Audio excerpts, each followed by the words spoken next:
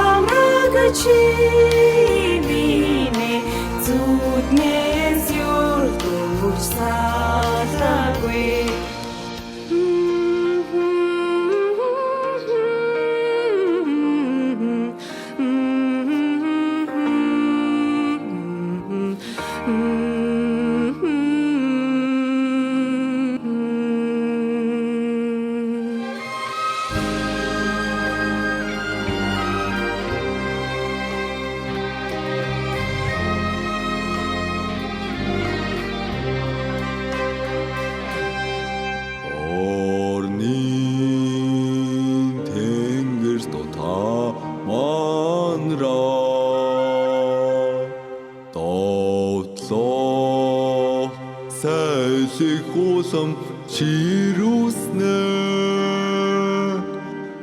иринэсор тангаргандав ирэхэгдэж тийм зуахөрнө бидний санаа нэгэн чигтээ бидний ахаа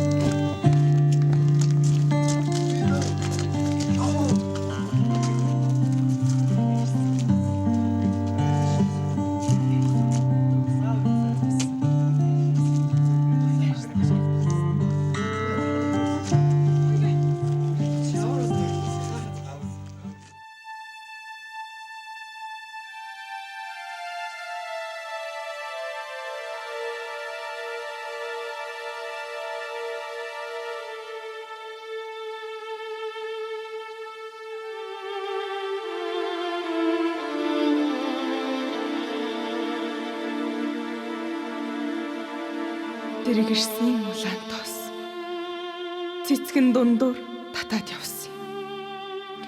Цээжин дотор хагцал орхиод цэнхэр улсыг даваад явсан.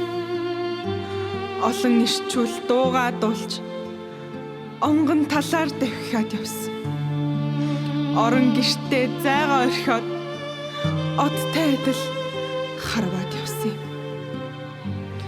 Сарних тоосны нэгэн үзүүрт саруул нүдээ би чилээж санаа алдан сүүгээ өргөөд сар шиг мэлтрэн гадна үлдсэн. Дурсахаас аргагүй цаг хугацааны түүх, буулахаас аргагүй үнний гигэн тамхтай тангараг, элэг эмтрэн модогдох тэр эр зүрэг, эгшинч умартаж үл олох тэсвэр дэвчээрийн туулийг бид мартах учиргүй.